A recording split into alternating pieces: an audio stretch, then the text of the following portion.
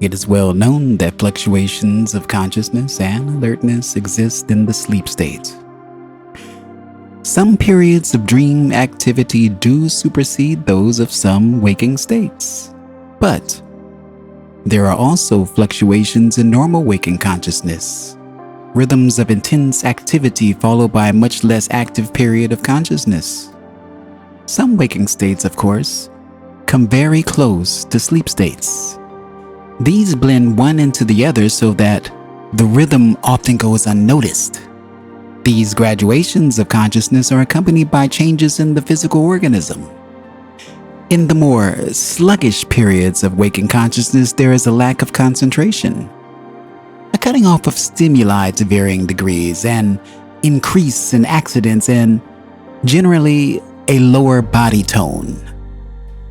Because of your habits of an extended sleep period followed by an extended waking period, you do not take advantage of these rhythms of consciousness. The high peaks are, to some extent, smothered or even go unnoticed. The sharp contrast and the high efficiency of the natural waking consciousness is barely utilized. Now, I am giving you all this material here because it will help you understand and use your present abilities. You are asking too much of normal waking consciousness, smoothing out the valleys and peaks of its activity, demanding in some cases that it go full blast ahead when it is actually at a minimal period, denying yourself the great mobility of consciousness that is possible. The suggestions given earlier in this chapter concerning sleep habits will result in a natural use of these rhythms. The peaks will be experienced more frequently. Concentration will be increased. Problems seen more clearly. And learning capacities better utilized. This extended period, given to waking consciousness without rest periods, builds up chemicals in the blood that are discharged in sleep. But in the meantime, they make the body sluggish and retard conscious concentration. The long sleep period to which you are accustomed then does become necessary. A vicious circle is formed. This forces overstimulations during the night, increasing the body's work, making it perform continuously over an extended time, physical purifications that ideally would be taken care of in briefer periods of rest. The ego feels threatened by the extended leave of absence it must take, becomes wary of sleep, and sets up barriers against the dream state. Many of these are highly artificial. A seeming duality is the result, and a mistrust on one part of the self toward the other. Much creative material of quite practical value is lost in the process. The procedures mentioned would allow much greater access to such information, and the waking self would be more refreshed. The symbolism in dreams would appear with greater clarity, not, for example, be lost through the many hours you now give to sleep. Muscular strength would benefit. The blood would be cleansed more effectively than when the body lies prone for such a time. Most of all, there would be far, if you will excuse me, better communication between the subjective layers of the self, an increased sense of security, and particularly with children, an earlier kindling of creative abilities. Let's talk about it. This passage discusses the fluctuations of consciousness and alertness that occur during both sleep and waking states.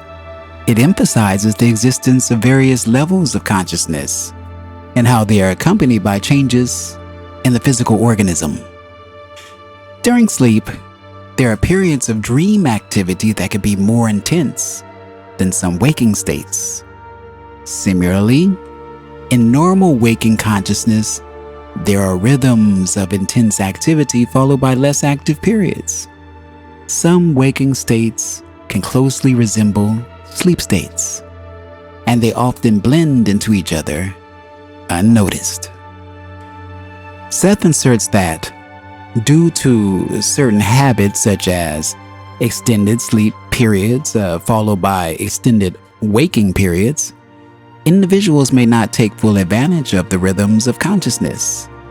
The high peaks of consciousness may be ignored or even suppressed, and the natural efficiency of waking consciousness may not be fully utilized. To make the most of these rhythms, Seth suggests adopting better sleeping habits to experience the peaks of consciousness more frequently. This can lead to increased concentration, clearer problem solving, and of course, improved learning capacities. Furthermore, extended periods of waking consciousness without proper rest periods can lead to the buildup of chemicals in the blood, making the body sluggish and affecting conscious concentration. This necessitates longer sleep periods, creating a cycle that disrupts the body's natural purifications during sleep and leads to mistrust or avoidance of the dream state. Seth says, by adopting healthier sleep patterns and allowing the body to rest more effectively, one can benefit from improved muscular strength, better blood cleansing, and enhanced communication between different layers of the self.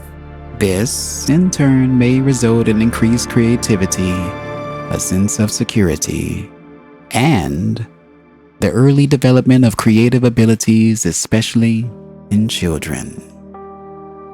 If you've enjoyed this, please consider giving it a share, giving it a like, and of course, subscribing for more. What did you think about this passage? Let me know in the comments below. And as always, thank you for listening.